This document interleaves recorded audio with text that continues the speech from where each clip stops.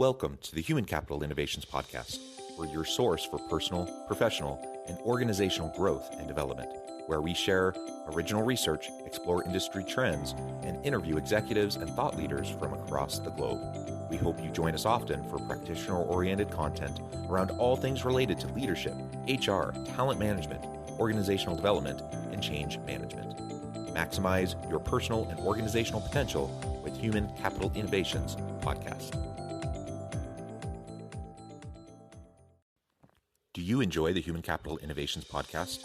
Please subscribe, leave a review, comment, share, and consider supporting the podcast on Patreon, even at the producer and sponsorship levels.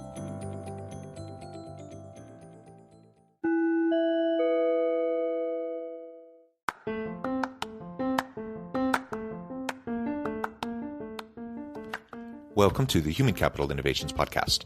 In this HCI Podcast episode, I talk with Caleb Gardner about the importance of strong internal communications to drive sustainable, meaningful change.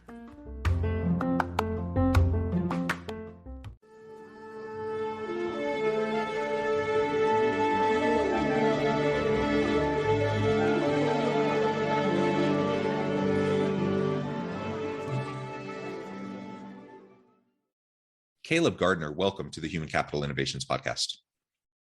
So glad to be here. Thanks for having me. Thank you for joining me. It's a pleasure to be with you. You're joining us from the Chicago area.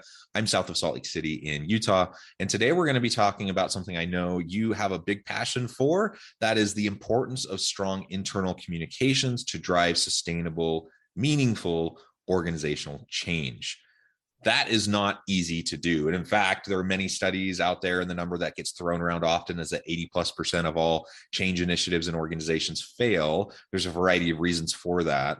But I would argue, and I think it's consistent with the literature and the research that's out there, that the vast majority of that problem comes from the communications piece and or the lack thereof. And so if we want organizational change initiatives to be successful and sustainable and actually have the impact that we intend from the beginning, from the outset, then we have to have a better strategic communications plan that we're committed to, that we're going to see through over the duration of the change process, which usually takes quite a while. It's not something that you can just flip the switch and all of a sudden magically have culture change or digital transformation or whatever the type of change is that you're trying to drive. So that's what we're going to be exploring together today. As we get started, I wanted to share Caleb's bio with everybody. Caleb Gardner is an insatiable, curious, ethical, innovative strategist and change management expert with unique experience that includes startups, global nonprofits, and Fortune 100 clients and presidents of the United States. For more than 3 years, he was the lead digital strategist for OFA, Barack Obama's political advocacy group.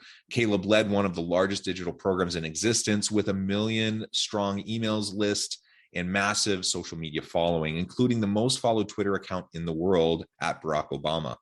Now, as the co-founder and managing partner of 18 Coffees, an innovation consulting firm, Caleb helps businesses with mission to change the world get a foothold in the future using professional experience to solve impossible problems and bring new ideas to life for global clients such as United Way Worldwide, Bose Corporation, Pandora, Fordham Law School, and many others. And I could go on, but I'm going to pause there and give you a chance now to share anything else about your background, your personal context, that shapes the conversation that we're going to be having today. Yeah, thank you. Appreciate that. It's always a weird experience having someone read their bio back to you. But I mean, I think it's important in the context of this conversation because a lot of the work that I've done informs my point of view about innovation, internal communications, and the ability to make change within large organizations. So the only other thing I would add is that, as we've been doing a lot of this work, I've codified it into a book that's coming out this year. So a lot of the work that we've done, I've tried to just, do the intellectually taxing work of sitting down and saying, what have we learned over the past 5 years as we've been doing this work?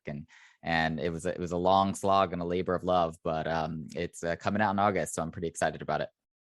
Yeah, that is awesome. Congratulations. And as an author myself, I know how much energy goes into the writing of a book and how much you wrestle with it, and just you want everything to be right at your baby, especially when it's built upon things that you've been working on for years, if not decades. And you're just trying to get it down on paper. So that's awesome. And that'll be something to definitely look for. And I encourage listeners to look out for that. I also just have to ask, I know there's a lot in your bio. There's a lot we could dive into in terms of your past, but I just have to ask what it's like, what it was like to work with Barack Obama's team and lead out on some of those types of initiatives. That's a pretty cool and unique opportunity. Yeah, it was definitely kind of a once in a lifetime experience. I mean, I would say that beyond getting to meet the president himself, and obviously a very charming guy, and influential for all the right reasons, and used his charisma and his leadership abilities to make a lot of change in our country. I obviously from my point of view in a positive way. I would say that working with his team and getting to work in government in general, but also just with his team in particular, who is just filled with so many smart people and people doing just an incredible work at the forefront of digital innovation and political advocacy. It was just so inspiring for the fact that when people are driven to do, to make change, to do mission-driven work, they will put up with all kinds of bad news cycles and terrible work environments and all kinds of things that would drive the most of us out of it. Like you get to work with the people who are day by day sound really cynical, but are actually very inspiring and really dedicated to their work. Like you said, a once in a lifetime kind of an opportunity. And regardless of anyone's politics, I'm sure I have a range of listeners who come from all different kind of ideological backgrounds. Regardless of your politics, I mean, that kind of an opportunity, it is really unique, right? Yeah. Not only a government opportunity, which is very different than what so many people have experience with in the corporate world. But yeah, working with people, it's a very purpose-driven, mission-driven kind of an environment, working with other very passionate people, often the best of the best, right? Who gravitate towards that kind of an opportunity, even though maybe the pay isn't great or whatever, because you don't do it for that reason, right? And so that's super cool. Anyways, I just wanted to take a minute to highlight that, because that's something, that I, back in the day, I, when I was watching the West Wing and getting all excited about government, and I'm like, oh man, they have this program called something like the White House Fellows or something. I remember even looking into it and thinking that would be so cool to go do something like that for a year. And that's about the extent of my exploration. But the things like that get you excited, and it actually is indicative of a much broader kind of message in the workplace. And that is, people want to do stuff that matters. People want to have meaningful work. They want to have purpose-driven work. They want to see that what they're doing makes a difference in some meaningful way.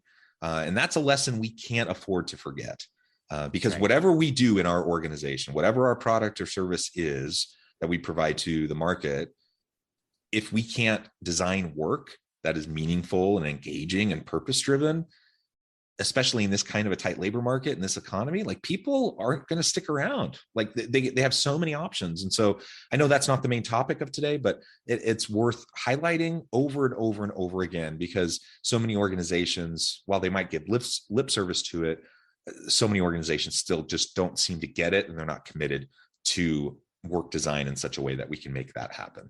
Yeah, I think that's 100% right. I mean, study after study, when looking at the quote unquote great resignation and what's driving, the tight labor market and what do people want, and meaning in their work is always consistently at the top. I think that there's a lot we can learn from, the political world and apply to the private sector. I've always thought so. And vice versa. Like, there's things that the private sector learns that the political world doesn't get a lot of exposure to. One of the ways that we have thought about making change in large organizations and internal communication is taking some of that, digital organizing approach that we used in the Obama administration to apply that to changing large enterprise organizations, where you have some of the same types of things happening. You've got power centers and people dedicated to, their point of view. You've got people organized in different kind of groups and different constituencies. And the need for constant communication and persuasion inside a large organization like that is an underutilized and underappreciated tool.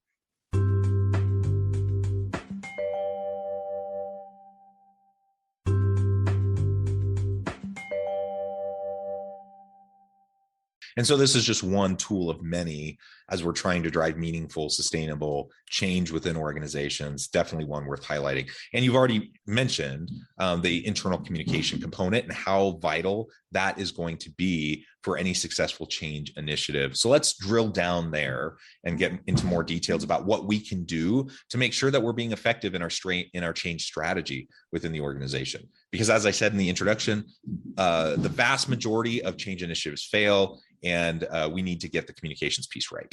Mm-hmm. That's right. So what do you think we can start to do in terms of strategy to make that happen? Yeah, I mean, to me, communications is one of the biggest tools in our toolbox that we should prioritize up front when thinking about doing a change initiative. I mean, we push our clients to not only think about what is the change they want to make, what is their change strategy, where do they need to go, how do they want to innovate, but to actually think about mapping out the communications infrastructure as part of that work instead of it being an afterthought, which is how a lot of companies approach it. It's here's the change, here's what we need to do. And oh, by the way, we might release a memo or, do some kind of internal town hall after we've already decided all of these, things and they're already being implemented and then it's a recipe for confusion. You've got people at the front lines don't really understand what's happening. Oftentimes haven't even been brought in at the beginning. I mean, a best practice would be to bring in people from all over the organization to even design the change strategy, right? So you've got the people who are going to be the most affected by it and who often see the need the most because they're closest to the customer, aren't actually involved in designing what change needs to happen. So best practices, there's been representatives from all over the org that have been there from the beginning. But if that hasn't happened, then the need for clear and consistent and repetitive communication becomes even more clear. I think we underestimate how often we have to say things and repeat things for clarity to really take hold. And when we talk about marketing externally, we talk about that, right? We say how many times a potential customer has to see a message for it really start to take hold. It's an old adage, it's like 7, 8, 9 times, depending on who you talk to. Internally, we release one memo and we say, oh, that's it, right? Like we don't really take into consideration. Yeah, one ridiculously long email is sent out to everyone in an email blast, and then you're like, we're covered, we're good. Right. Or like one Slack note, hey, heads up, this is coming. Like we need to be a lot more intentional about how we design communication for our own people, especially the larger and more complex the organization is. And so we will actually sit down with our clients and do an exercise we call a communication canvas, and actually map out, here's the vision for the change, here's the value prop for different constituencies, the board, the frontline staff, the middle managers, the senior execs. Here's the value prop for them in this change, something that really matters for them based on what they're seeing and hearing and experiencing every day. And then here's how we have to get across that value prop in different mediums, in different, meetings and different Slack or Teams groups, whatever those mediums might be. Here are the key messages from that value prop that actually have to be communicated. And they're a little bit different depending on who you're talking to, right? Like the motivations of a middle manager is going to be very different than the motivation of a board member. So we have to be able to interpret that value prop for those different constituencies. Again, the repetition, targeting the message towards the audience, whoever the constituency is, those are super important. Ultimately, being proactive in advance, right? So this needs to be at the forefront of the overall change initiative, the change strategy. Collectively, you need to have that communication piece understood and outlined. And again, this isn't even pointing out, like trying to point the finger of blame at people and saying they're bad leaders, they're bad managers, they don't care about their people. We're not saying that. I think people have good intentions and they just don't think about it. They don't think about what it's going to actually take to help bring people on board and help them understand what's happening, the why behind the change that's occurring, how it's going to actually make their lives better, make their work better, help the organization be more successful. Like we take all that for granted oftentimes, because if I'm the executive who's trying to communicate this, I've been sitting in meeting after meeting after meeting, talking about these things, sometimes for months or years even. And so for me, it's like completely clear and obvious. And it's hard for me to even remember what it's like to not just innately understand what all the reasoning is behind all of this. But these other people who've never been part of any of these conversations, they have no idea, and they just get blindsided by this 100%. Change. And from their standpoint, they're thinking, well, what I was doing before worked. It made sense. And now you're telling me I have to change everything. And there's, change fatigue. And maybe you had a previous executive who just switched everything up. And now we have a new person, they're switching everything up. You get pretty cynical about it. And so for all those reasons, we just need to remind ourselves over and over and over again. And if you're in a position of influence, if you're not in an executive role, but you're in a position of influence, to help an executive remember this, make sure that you're pushing on that point over and over again. That will that alone, the communication strategy piece alone will increase the chances of a successful change initiative dramatically. That's right. I mean, I love that you brought up how often leaders will hear why we're doing it. What are the components? What's going to happen? All the visibility into all the change elements before it gets communicated to the rest of the organization, and underestimate how many times they actually heard it and how much it's penetrated in terms of how they communicate to their people and who don't get the same level of repetition or context. I've been guilty of that as a manager of people. Like I will go to my team and be like, so 1, 2, 3, therefore 7, 8, 9. Like I'll skip all of that context that I just naturally have in my head and will just make assumptions. And like you said, it's not malicious. It's out of either, time constraints, or it's out of, it just biases that we have where we assume people, have the same point of view as we do and assume that they will catch on as quickly as we do. So we have to be able to step back and do it with a little bit more intentionality, a little bit more repetition. Like you said, it will make the chances of success so much higher, dramatically higher.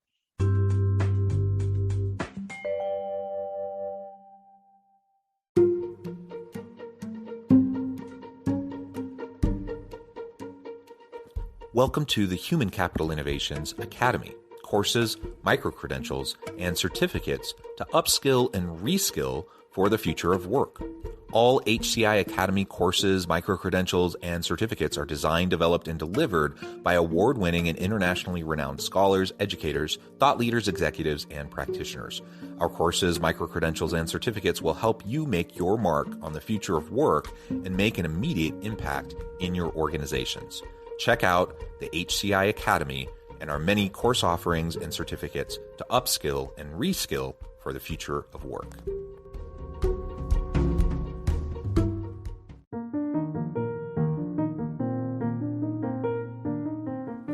Check out our new weekly LinkedIn newsletter, Alchemizing Human Capital, exploring industry trends via original research and interviews with executives and thought leaders from across the globe. We look forward to having you join us.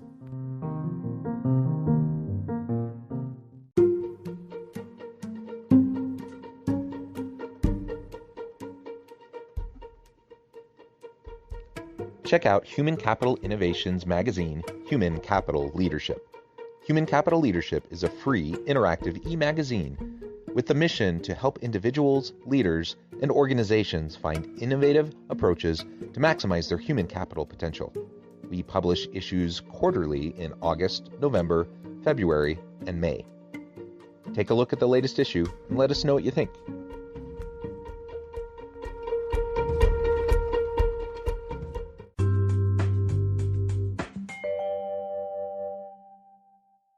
And we've already alluded to some of the pitfalls, but let's be explicit about some of the things that you see happening where the communication strategy is falling short. I mean, that's even assuming there's a strategy in the first place, because let's be honest, in most organizations, there's not even that, right? But where do you see the communication breaking down the most often? What are the common pitfalls that you see over and over and over again? Then we can talk about, any other ideas that you have on how to counteract that.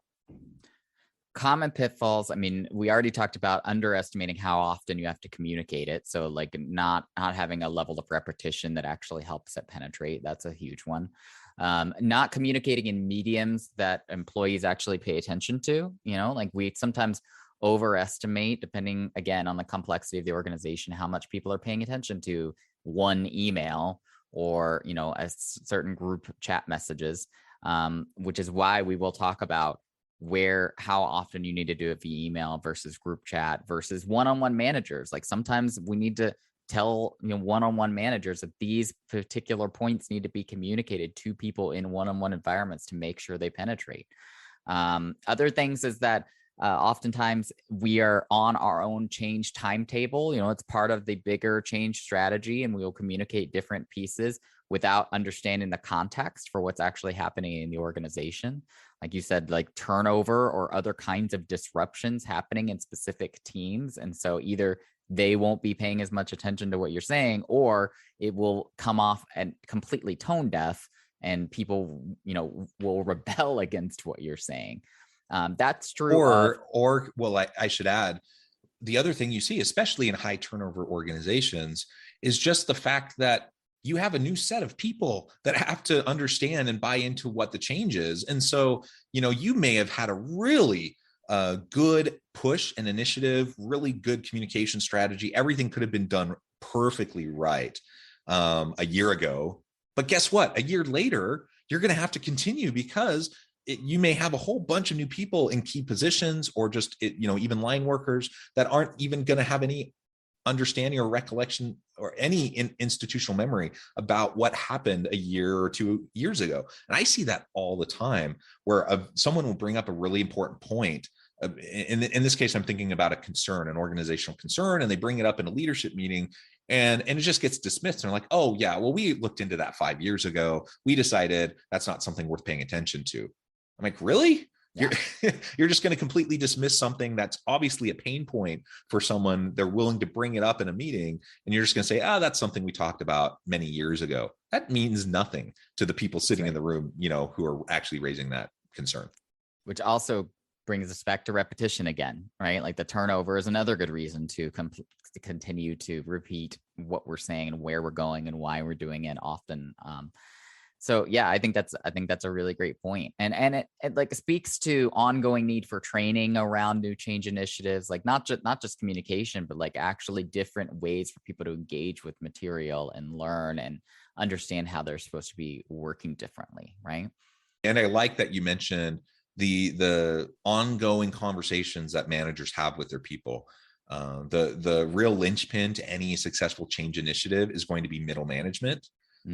Assuming we have, executive level commitment to the change or the culture shift or whatever, and that's being communicated down the line. Well, guess what? They're not on the front lines talking to all the other employees. So it's all the various levels of middle management that are going to either be successful or fall on their face in terms of communicating down the line and having those conversations. So it's not enough to have a systems-wide email go out or on the Slack channel or whatever. Even if it's repetition, even if I send out 10 emails, that's not going to do it. We need to actually have managers who, in those both formal and informal, organic and casual moments, when they're coaching or mentoring or even a performance conversation, or weekly or monthly one-on-ones or whatever the context, that they're getting brought up and reiterated over and over again.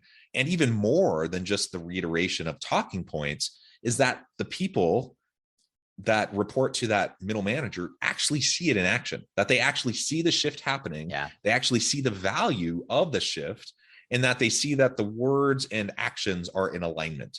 When that occurs, at all levels in the organization, that's when you really start to have integrated systems level sustainable change. Yeah. And one of the biggest reasons why we see change initiatives fail is because we never get to that point.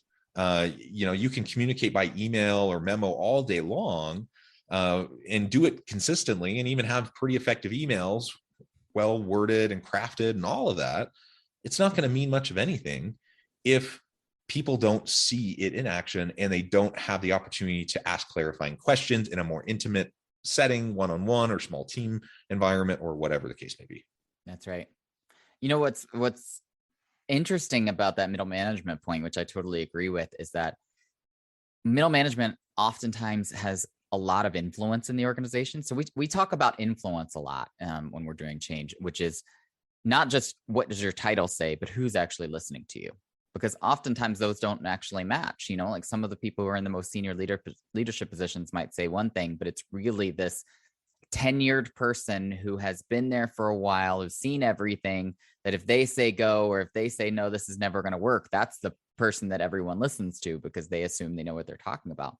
And that is title agnostic. That can be people at all kinds of different levels. In fact, some of the biggest case studies around change that I write about in the book come from people with influence in the organization that, again, have that tenure, don't necessarily have any kind of particular influential title. It's very fascinating. So when I was talking about power mapping and constituencies and all of that kind of political dynamic stuff that we bring into change initiatives, we look at stuff like that. Like, again, in the outside world in marketing, we talk about influencer strategy all the time, but we never talk about influencer strategy internally when we're trying to make a change initiative. But we should be talking about where are the power centers, who listens to who, and how do we get those people involved and bought in and helping us see around corners because they know where in the organization we're going to run into problems when we're trying to implement the change because they're the ones that people listen to. Caleb, this has just been so much fun, very fascinating, and we could go on and on and on. Unfortunately, I know at the time I'm going to have to let you go here in just a minute. So before we wrap things up for today, and I would love to have you back anytime, please let us know how we can get connected with you. How can listeners find out more about your work, connect with your team? Where can they find your book when it comes out? Anything like that? And then give us the final word on the topic for today. Thank you. Yeah, you can find me at Caleb Gardner just about anywhere around the web. calebgardner.com/pre-order. You can find my book, No Point B, and pre-order it before it comes out in August. And my team is 18 Coffees at 18coffees.com and around the web. We're doing some really great work at the intersection of social impact and business, and would love to hear from all of you. I mean, this has been a really, really great conversation. Hope to do it again soon. The one thing I will say as kind of last on this topic is change doesn't have to be scary. And if we can help people kind of reset their mindset around their fear around change, we can do a lot more with our organizations and be a lot more innovative.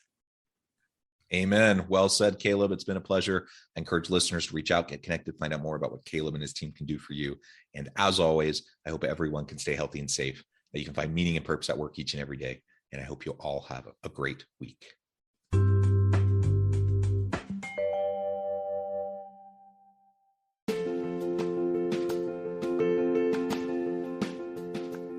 Check out my new book, The Future Leader, Creating and Transforming Next-Gen Organizations. Stemming from 2 decades of professional experience and over 600 in-depth interviews with executives, thought leaders, and scholars from across the globe, The Future Leader will help you explore the ordinary, everyday actions that will help you to prepare to lead in the future of work, to respond to an uncertain future, and to produce extraordinary results for individuals, teams, and organizations.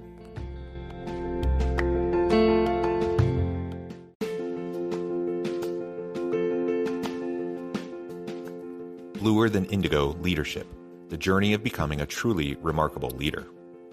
Early in my adult life, I learned about an Asian proverb that translates as bluer than indigo. If you think about the color indigo, it is a brilliant, deep, and vibrant blue, what some would call the bluest of blues. To have something that is bluer than indigo is rare and truly remarkable. Contrary to popular myth, there is no one-size-fits-all or cookie-cutter approach to effective leadership. There is no silver bullet, no secret sauce, no go-to model that will solve all of your problems. The truth is, great leaders have all had their unique strengths and flaws, and have all had to discover and then pave their own distinctive path in their life's journey to fulfill their leadership potential. Bluer Than Indigo Leadership will help you discover your own path and explore those ordinary, everyday actions that will help you respond to an uncertain future and produce extraordinary results for individuals, teams, and organizations.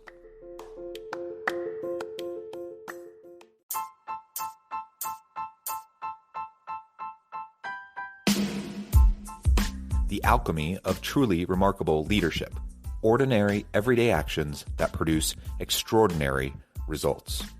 Consider how the nature of work has shifted over the past 50 years. With increased globalization, rapid technological advancement, and the shift in economic composition, the average job of today looks very different than the average job of 50 years ago. What will the jobs and organizations of tomorrow look like?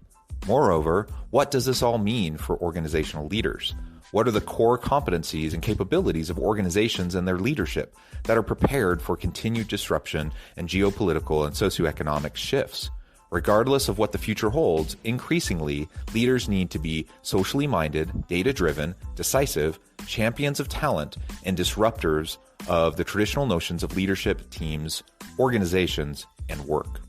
The Alchemy of Truly Remarkable Leadership will help you to explore your own leadership competencies and capabilities and consider ways to apply and implement them into your workplace and personal life.